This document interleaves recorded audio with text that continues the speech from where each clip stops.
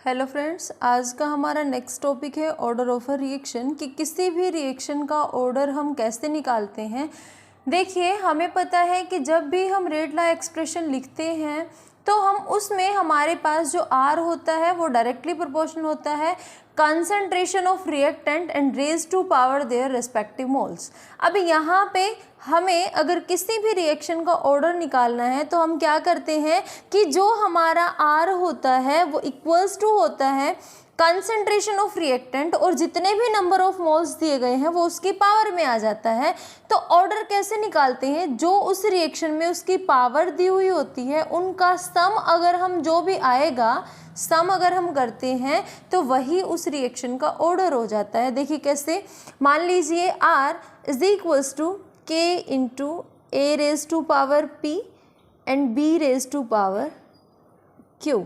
तो हम क्या करेंगे, ऑर्डर निकालने के लिए ये जो P और Q है जितना भी इसका सम आता है वही रिएक्शन का ऑर्डर हो जाता है। तो देखिए P plus Q is equals to 0। अगर हमारा P और Q जोड़ने के बाद 0 आ जाता है तो हम इसको बोलते हैं ज़ीरो ऑर्डर रिएक्शन। ऐसे ही अगर P प्लस Q हमारे पास 1 आ जाता है तो हम बोलते हैं first order reaction.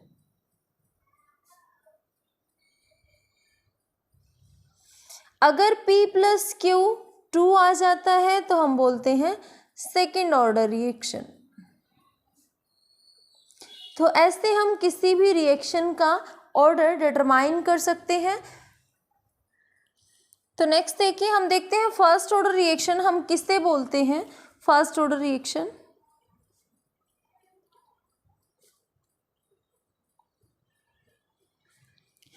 First order reaction हम उस रिएक्शन को बोलेंगे जब हमारे पास रिएक्टेंट की कंसंट्रेशन या तो 1 आए या फिर वो ऐसा हो कि एक रिएक्टेंट की कंसंट्रेशन 0 हो और दूसरे की 1 हो जाए। देखिए कैसे, it depends only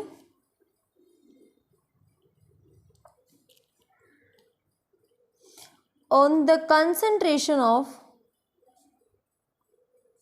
one reactant.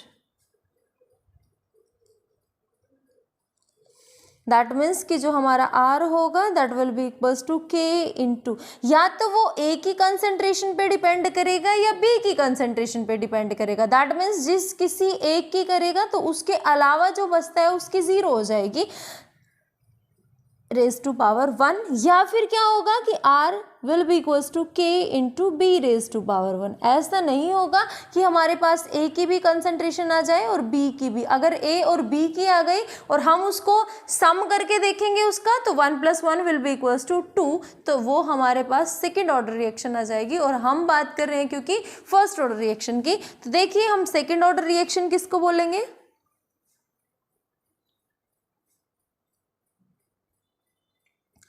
Second order reaction में क्या होगा कि या तो हमारे पास किसी एक की कंसंट्रेशन 2 हो जाएगी, या तो A की या B की, या फिर क्या होगा कि दोनों की कंसंट्रेशन 1 1 होगी, इसकी भी पावर 1 और इसकी भी पावर 1, यानी टोटल सम हमारे पास 2 के इक्वल होना चाहिए। तो हम क्या लिखेंगे, it depends on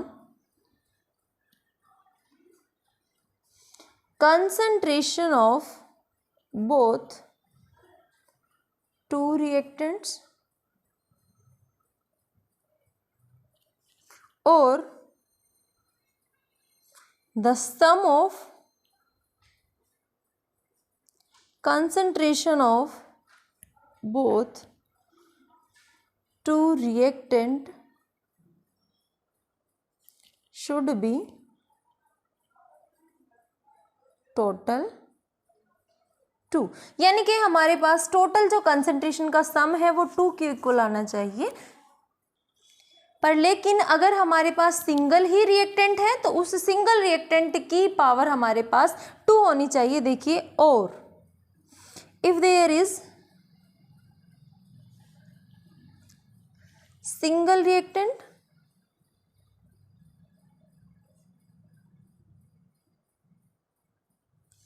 then its concentration should be 2, यानी टोटल हमारे पास वो 2 के इक्वल हो जाना चाहिए। तो देखिए हम इसको कैसे लिखेंगे, R is equals to K into A raise to power 1 और बी रेज टू पावर 1। यहाँ पे 1 + 1 2 के इक्वल हो जाएगा, या फिर क्या होगा, और r is equals to K into A raise to power 2 और r is equals to K into B raise to power 2। ठीक है, हम एग्जाम्पल लेके चलते हैं किसी भी केमिकल रिएक्शन का। मान लीजिए हमारे पास कोई इक्वेशन गिवन है, that is H2 + I2। Example लेके चलते हैं, H2 + I2 give rise to 2HI।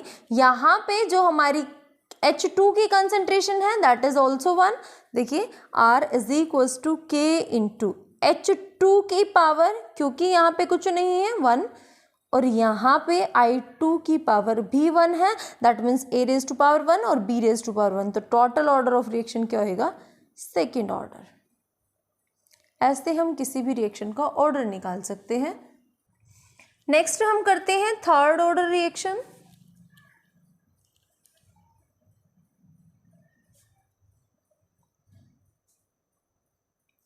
देखिए थर्ड ऑर्डर रिएक्शन में भी हमारे पास क्या होगा, या तो हमारे पास 3 रिएक्टेंट होंगे, तीनों की कंसंट्रेशन 1 1 1 होगी, या फिर क्या होगा कि हमारे पास 2 रिएक्टेंट है, एक की कंसंट्रेशन 2 होएगी, दूसरे की 1 होएगी, या फिर ऐसा होगा कि हमारे पास एक अगर सिंगल रिएक्टेंट है तो उसी की पावर हमारे पास 3 आ जाएगी। तो देखिए इसमें पॉसिबिलिटी क्या हो सकती है, या तो होगा R is equals to A raise to power 1, B raise to power 1 and C raise to power 1, या फिर क्या होगा कि R will be equals to K into A raise to power 2, B raise to power 1, है ना।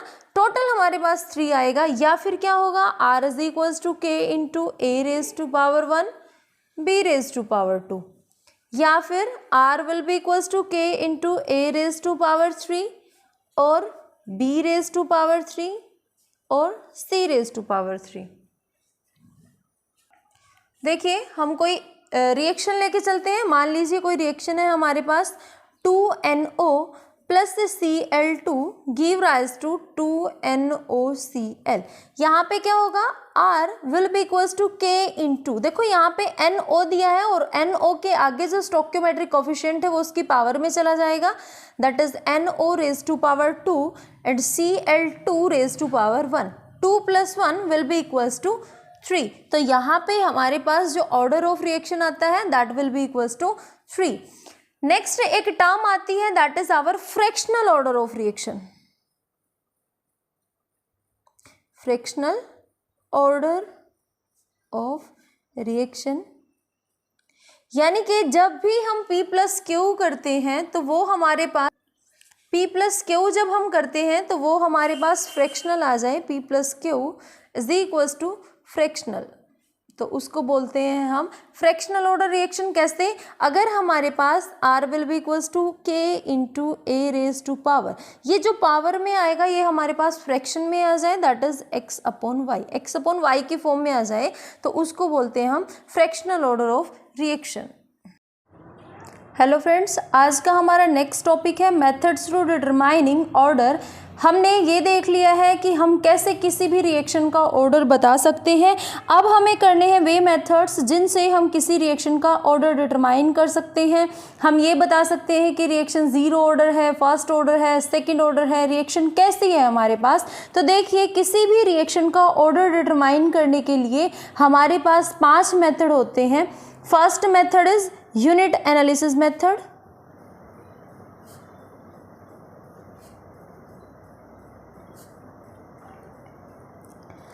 second method is initial rate,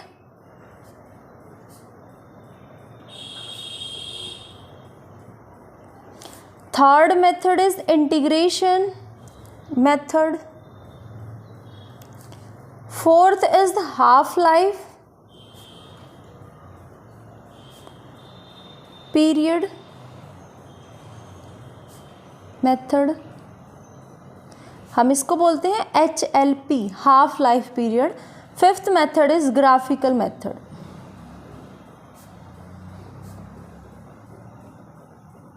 तो हम बारी बारी अब इन मेथड्स के बारे में पढ़ेंगे। तो फर्स्ट हम करते हैं यूनिट एनालिसिस मेथड। सबसे पहले हम करते हैं फॉर 0 डिग्री, 0 ऑर्डर रिएक्शन। देखिए हमें पता है जब हम जीरो ऑर्डर रिएक्शन के लिए रेट लॉ एक्सप्रेशन लिखते थे तो R is equals to K इंटू रिएक्टेंट की जो कंसंट्रेशन होती थी वो जीरो होती थी जीरो ऑर्डर के केस में। तो हमें पता है जो R है इसकी जो हमारे पास यूनिट है that is mole litre inverse second inverse is equals to K into किसी की भी पावर जीरो हो जाए दैट मीन्स 1। तो यहाँ पे जो K की यूनिट आई है that is mole litre inverse second inverse. तो कभी भी हमें किसी भी क्वेश्चन में अगर किसी भी क्वांटिटी की टर्म ऐसा unit mole litre inverse second inverse given हो तो ये अंडरस्टूड है कि हमारे पास जो रिएक्शन की बात कर रहे हैं ये जीरो ऑर्डर रिएक्शन है। अब हम बात करते हैं second for first order reaction. देखिए फर्स्ट ऑर्डर रिएक्शन में भी केस हम सेम लेके चलेंगे, बस फर्क इतना हो जाएगा कि यहाँ पे कंसंट्रेशन की पावर जीरो है रिएक्टेंट की कंसंट्रेशन। अब फर्स्ट ऑर्डर के केस में ये 1 हो जाएगी। कैसे देखिए R is equals to K into A raise to power 1। R की यूनिट हमें पता है that is mole litre inverse second inverse rate की is equals to K into concentration जो होती है ये निकाली जाती है मोल लीटर इनवर्स के लिए। यहाँ से हमें K की वैल्यू निकालनी है, K की वैल्यू निकालेंगे तो ये इस तरफ चला जाएगा। K will be equals to mole litre inverse second inverse upon में मोल लीटर इनवर्स से लीटर इनवर्स कैंसिल, मोल से मोल कैंसिल, तो ये आएगा सेकेंड इनवर्स। तो फर्स्ट ऑर्डर रिएक्शन के लिए जो K की यूनिट होती है that will be second inverse. तो कहीं भी अगर हमें क्वेश्चन गिवन हो और वहाँ पे रेट कांस्टेंट की वैल्यू गिवन हो उसकी SI unit second inverse given हो तो ये अंडरस्टूड है कि हमारे पास जो रिएक्शन है ये फर्स्ट ऑर्डर रिएक्शन की बात की जा रही है। नेक्स्ट हम करते हैं फॉर सेकेंड ऑर्डर रिएक्शन।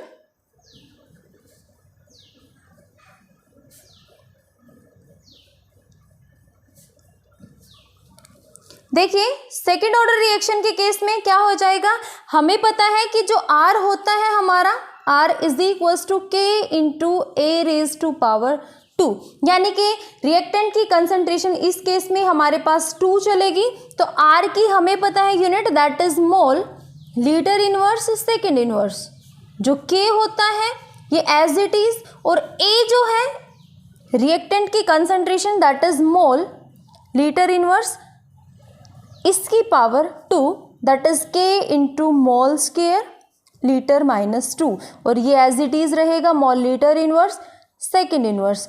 अब हमें K चाहिए तो हम इसको इस तरफ लेके जाएंगे, K is equals to mole litre inverse second inverse upon में मोल स्क्वायर लीटर माइनस 2। इससे जब ये कैंसिल हो जाएगा तो हमारे पास ये टर्म ऐसे आएगी दैट इज मोल, ये यहाँ पे 2 था, एक से एक कैंसिल हो गया तो यहाँ पे जो एक बचा है वो ऊपर जाके माइनस में चला जाएगा, मोल माइनस 2। ये लीटर यहाँ पे -2 है, एक बचा है तो ऊपर जाके प्लस में जाएगा, that is like this and second inverse. तो K आया mole inverse litre +1 second inverse. तो ये होता है हमारे पास सेकेंड ऑर्डर रिएक्शन के लिए। अब हम बात करते हैं थर्ड ऑर्डर रिएक्शन के लिए।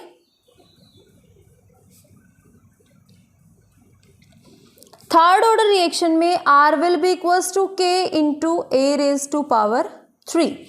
R की unit mole litre inverse second inverse, K into concentration of reactant that is mole litre inverse इसकी पावर 3। तो कैसे जाएगा ये, mole litre inverse second inverse is equals to K into mole 3 litre minus 3।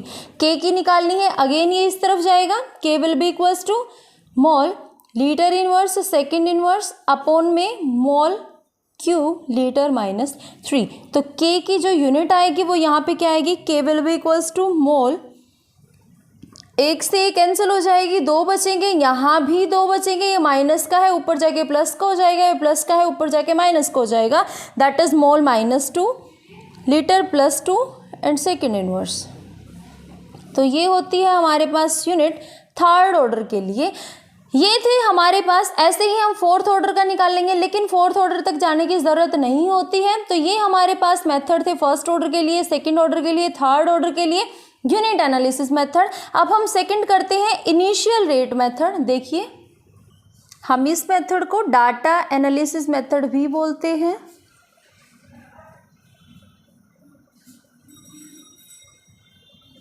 देखिए, इस method में हम क्या करते हैं, हमें पता है जो dx/dt है जो हम निकालते हैं इस केस में, मान लीजिए ये हमारी है इनिशियल कंसंट्रेशन,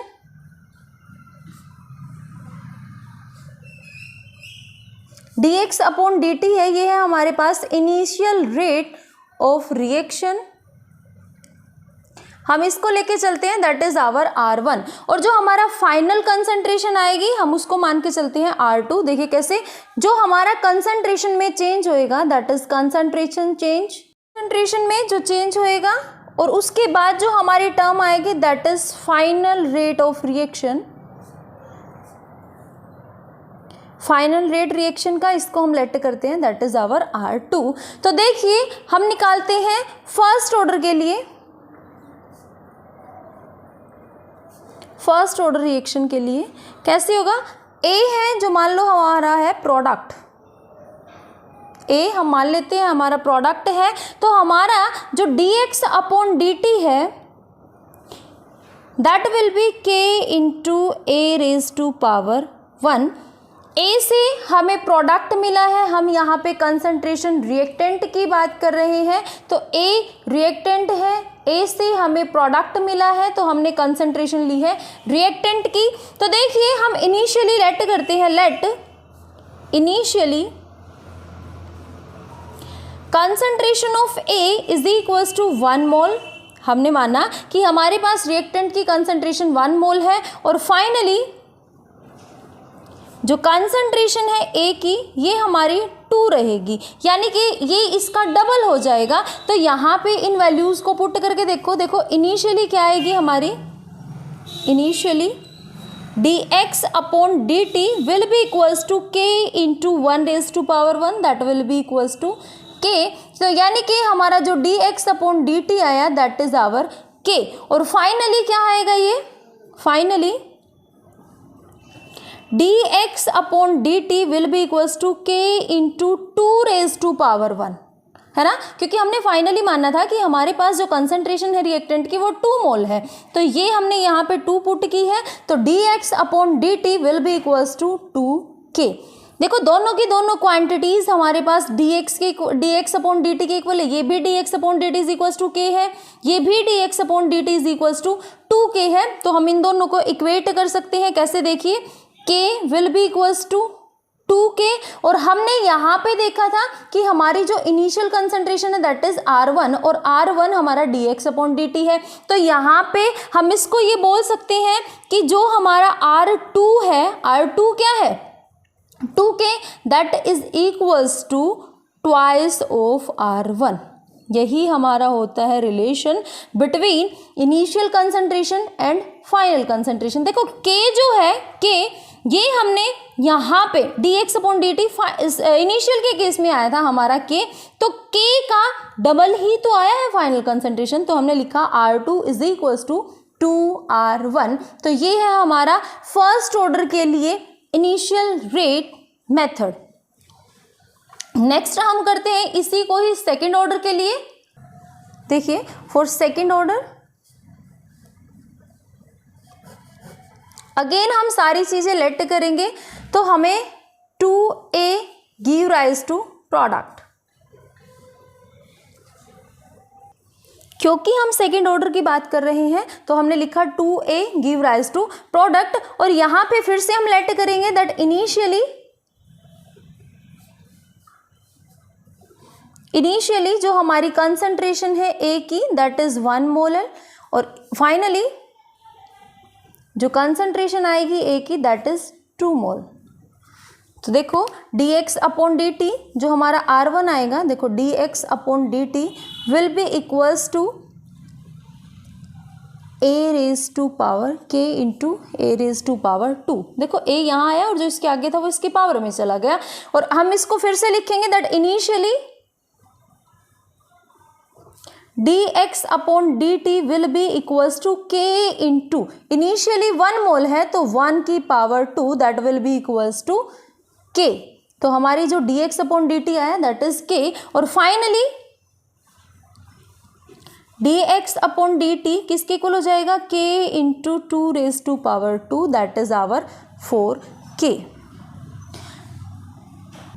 तो अगर हम फिर से वही रिलेशन देखें कि इनिशियली कंसंट्रेशन R1 है, फाइनली कंसंट्रेशन R2 है, तो उसके अकॉर्डिंग जो यहाँ पे रिलेशन आएगा that will be R2 is equals to 4R1, बोल सकते हैं ऐसा। नेक्स्ट हम करते हैं थर्ड ऑर्डर के लिए, सेम चलेगा प्रोसीजर। थर्ड ऑर्डर के केस में क्या होगा, जो यहाँ पे हमारा 2a प्रोडक्ट दे रहा था ये देगा 3a give rise to product. 3a ने प्रोडक्ट दिया तो फिर से लेट करेंगे दैट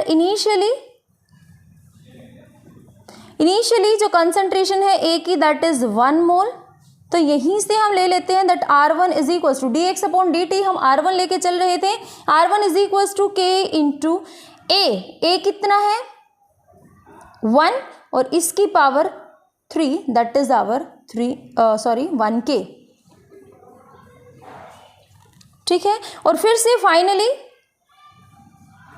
जो कंसंट्रेशन है A की दैट इज 2 मोल, और R2 जो आएगा वो किसके इक्वल हो जाएगा, k into 2⁻³ that will B 8k। और यहाँ से अगर हम इनके बीच का रिलेशन निकालें तो क्या हो जाएगा, R2 is equals to 8R1। जब भी ये रिलेशन आता है that R2 is equals to 8R1, तो ये अंडरस्टूड है कि हमारे पास थर्ड ऑर्डर रिएक्शन है।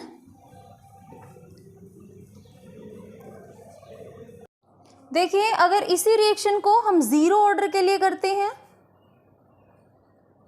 जीरो ऑर्डर के लिए क्या होएगी, देखो जीरो ऑर्डर में वैसे तो हमारे पास कंसंट्रेशन A की वो जीरो होनी चाहिए, लेकिन फोटोकेमिकल रिएक्शंस के केस की हम बात कर रहे हैं that A give rise to product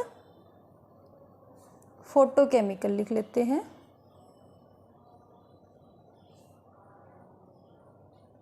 क्या होगा, R1 is equals to k into a⁻0 that will be k into 1⁻0, क्योंकि हमने इनिशियली माना है, लिख लेते हैं इनिशियली जो हमारी कंसंट्रेशन है दैट इज आवर 1 मोलर, और फाइनली यही कंसंट्रेशन 2 मोल हो जाती है, तो R2 will be equals to k into a⁻0, और a⁻0 का मतलब क्या है कि हमें यहाँ पे 2 वैल्यू रखनी है दैट इज k इंटू 2⁻0, किसी की भी power 0 that is equals to 1, और 1 की मल्टीप्लाई कैसे करेंगे k, यहाँ पे भी ये k के इक्वल आएगा, तो यहाँ पे R1 और R2 दोनों इक्वल आ जाते हैं, तो जीरो ऑर्डर के केस में हमारे पास R1 और R2 दोनों के दोनों इक्वल होते हैं।